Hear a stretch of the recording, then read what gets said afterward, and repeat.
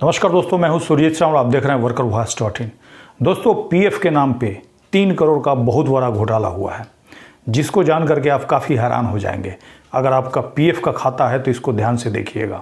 हालांकि जो पीएफ में 3 करोड़ रुपए का चूना लगाया गया है, उसका जो तरीका है उसको जान करके पुलिस भी हैरान है और आप भी जानिएगा तो काफ़ी हैरान हो जाइएगा, क्योंकि ठगी का नया तरीका अपनाकर किस प्रकार से 933 कर्मचारी के नाम पर 3 करोड़ रुपया सरकारी विभाग में से निकाल लिया गया और सरकार को कानो कान खबर तक नहीं हुआ। किसके द्वारा और किस प्रकार से पीएफ विभाग को 3 करोड़ का चूना लगा दिया गया, ये जान करके आप काफ़ी हैरान रह जाएंगे।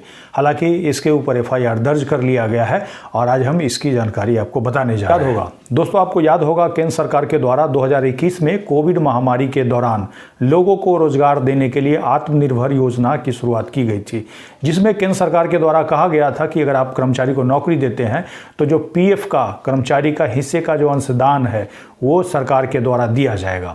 और ये जो धोखाधड़ी की गई है 3 करोड़ रुपए की, इसी मामले में की गई है।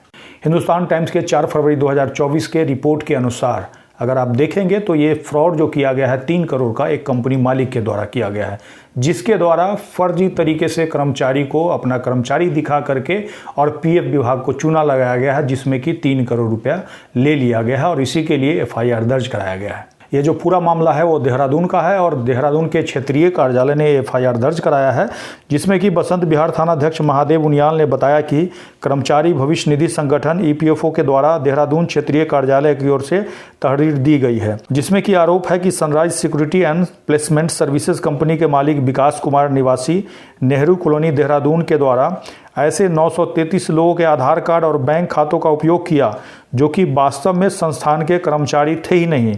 इन्होंने 933 लोगों को फर्जी तरीके से कर्मचारी दिखा करके 2 साल तक सरकार से पीएफ के नाम पे अनुदान दिया। कहने का मतलब, अगर आपके पास पीएफ का खाता होगा तो आपको पता होगा आपकी सैलरी का 12% आपके खाता से कटता है और उतना ही एम्प्लॉयर को यानी कि आपकी कंपनी को भी जमा करना होता है। केंद्र सरकार के द्वारा 2021 में कोविड महामारी के दौरान अधिक से अधिक लोगों को रोजगार मिल सके, इसके लिए आत्मनिर्भर योजना लाया गया था। ऐसे में कंपनी मालिकों को छूट दी गई थी कि अगर नए लोगों को रोजगार पे रखते हैं तो ऐसी स्थिति में पीएफ का जो कंट्रीब्यूशन है वो सरकार जमा करेगी। और जिसका गलत तरीके से लाभ उठाते हुए क्या किया, कुछ लोगों का आधार कार्ड वगैरह लेकर के उनको फर्जी तरीके से अपने कंपनी का कर्मचारी बना दिया और कर्मचारी बना करके उसका पीएफ भी खाता खोल दिया। जैसा कि बताया गया है, इन फर्जी कर्मचारियों के पीएफ खातों में सरकार से 2 करोड़ 87 लाख रुपए जमा हुए हैं। इसमें से पीएफ एडवांस के क्लेम लगाकर इन फर्जी कर्मचारियों के बैंक खाते से 31,90,000 रुपए की रकम डलवा ली गई है। बाकी रकम पीएफ खातों से बैंक खातों में क्लेम के जरिए ट्रांसफर हो पाती, इसी बीच फर्जीवाड़ा पकड़ में आ गया। विभिन्न लोगों के बैंक खातों में ट्रांसफर हो चुके 31,90,000 रुपए में से ईपीएफ ने 16,01,000 रुपए रिकवर कर लिए हैं। 15,89,000 रुपया रिकवर किया जाना बाकी है। दोस्तों, इस तरह से आपने देखा कि आपका आधार और बैंक खाता कितना महत्वपूर्ण है, क्योंकि अगर आप ऐसे ही किसी को अपना बैंक खाता या फिर आधार का डिटेल दे देते हैं तो इस प्रकार से हो सकता है किसी गलत आदमी के पास आपका महत्वपूर्ण डॉक्यूमेंट चला गया तो कुछ न कुछ जालसाजी कर सकता है, जिसमें कहीं ना कहीं आप भी प्रभावित हो सकते हैं। तो इसीलिए ध्यान रहे, अपना जो महत्वपूर्ण डॉक्यूमेंट है किसी को देने से पहले 5 बार जरूर सोचें। हो सकता है आप 1 कॉपी उसको दे रहे हैं और वो उसका 1000 कॉपी करवा ले और कहीं ना कहीं उसको मिसयूज करे। तो दोस्तों, ये जानकारी आपको जागरूक करने के लिए थी। उम्मीद करूंगा कि इस जानकारी को अधिक से अधिक लोगों तक पहुंचाएंगे और आपके साथ भी इस तरह की कभी कोई ठगी हुई है तो कमेंट्स में करके ज़रूर बताएंगे।